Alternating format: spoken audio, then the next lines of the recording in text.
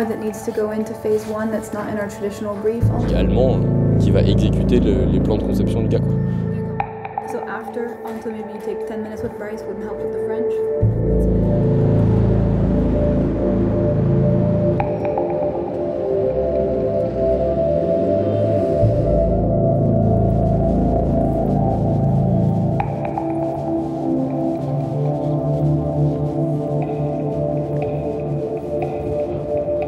On entretient un espèce de mythe de l'architecte à la fois dans la société, mais également, je pense, pendant les études. On nous apprend vraiment à penser qu'on fabrique le monde, quoi. Ensuite, on va faire des stages dans les agences, et pendant 2 ans, on fait les chiottes des tours, quoi. Donc il y a un moment où la réalité du métier, elle est très différente de l'image qu'on en a, je pense, à la fois à l'extérieur, mais aussi à l'école, quoi. Il y a de la frustration, en fait, là-dedans. Et moi, j'ai jamais voulu faire ça.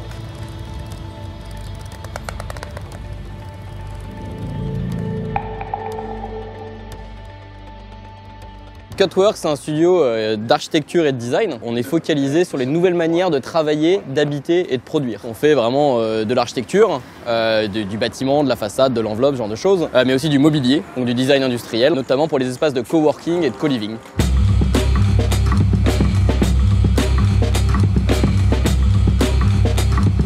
Moi, je pense que j'aime bien dans le boulot, c'est les différentes échelles. Le fait que sur un projet, je vais vraiment réflechir à quelque chose qui est l'ordre de l'urbanisme. Et ensuite, juste après, je vais me faire des détails d'un meuble.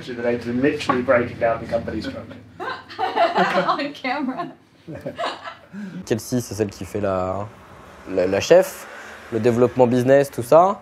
Bryce, il fait la com. Georges, il fait le design industriel. Et Dimitri, il fait l'archi et la visualisation. And then how is this getting done before the end of the week? This one?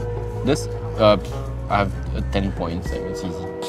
Rendez-vous client, Kelsey, elle fait le truc solide, stable, la confiance, quelque chose de très qui est rassurant. Et moi, je fais le foufou, je fais des dessins, enfin tout ça, quoi. Et ça, cette combinaison, on a un rôle qui marche très très bien.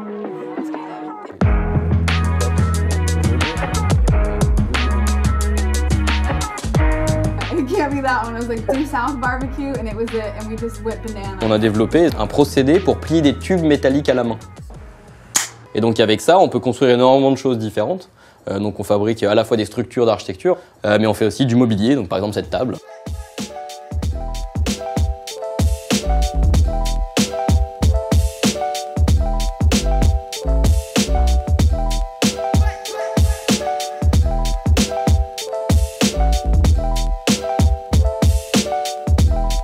Pour les espaces partagés, c'est important de trouver un style qui est quand même assez neutre et de faire en sorte qu'on se sente chez soi. Si on fait quelque chose de très très marqué, je pense qu'on empiète sur cette idée d'appropriation.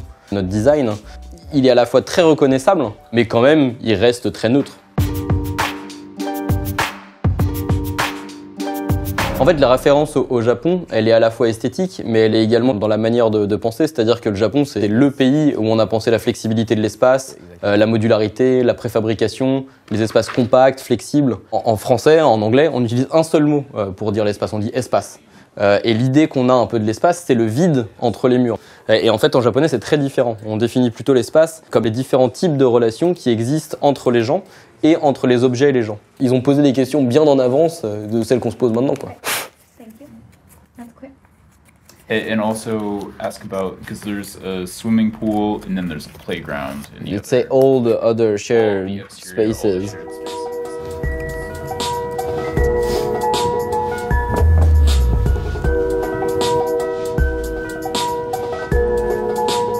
On a pensé donc nous tous les espaces de réunion, donc qui sont ces boîtes blanches. On a pris le sac à dos d'un entrepreneur, on l'a vidé et donc on a pensé tout le mobilier et les espaces de réunion autour de ce sac à dos. Le propos de ça, c'est de se dire qu'à notre époque, c'est plus un mec corporate avec une mallette qui va à un poste de travail fixe. Tout ce qu'il y avait dans un poste de travail avant, c'est dans un sac à dos. Ce qui est hyper important, c'est de trouver des objets qui permettent de déballer tes affaires, d'installer ton ordinateur, de mettre ton iPad pour présenter à d'autres gens, par exemple. Enfin, plein de choses de cet ordre-là, quoi. Donc ça, c'est un des petits éléments qu'on a fabriqués. On a rajouté ici un ouvre-bouteille.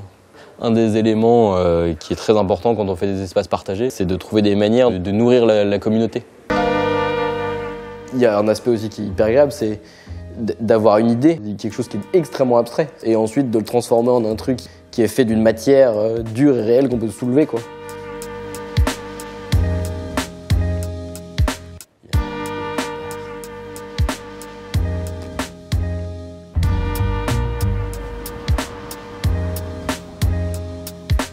Nous, on pense vraiment qu'on est à un moment extrêmement charnière en ce moment, comparable à quand on a inventé l'ascenseur.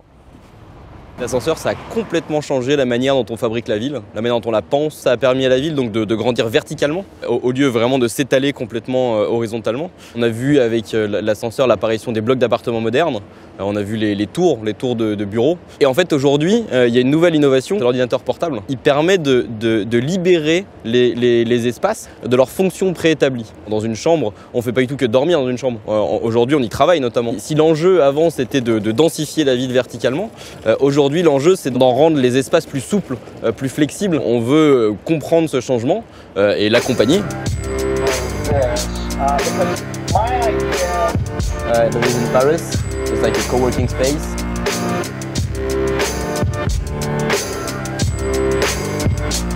Il y a une idée d'être ensemble qui a changé et on pense que le coworking et le co-living sont des prototypes, sont des expérimentations quelque part vers une manière dont on va pouvoir habiter et travailler autrement aujourd'hui le monde.